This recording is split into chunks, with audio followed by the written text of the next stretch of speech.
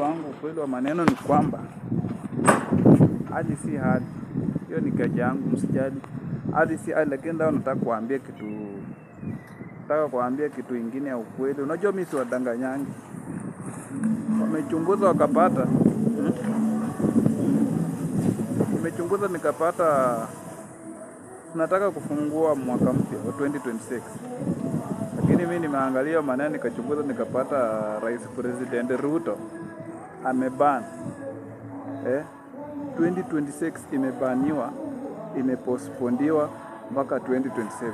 Sasa wamepostpone mpaka 2027. 2026 imebaniwa.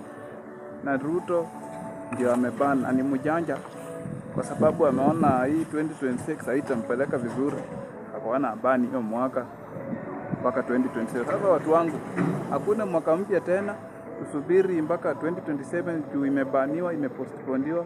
Msubiri mpaka 2027, vitu zenye mlikuwa mmejipanga nazo, vyakula nini, mwanze kuuzia watu kwa bei nafuu, bei rahisi ya kutupa.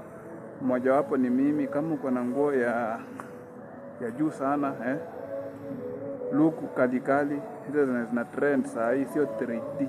Wewe, hiyo ni hatari.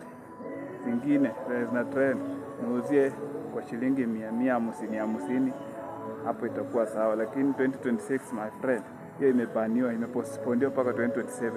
Usijaribu.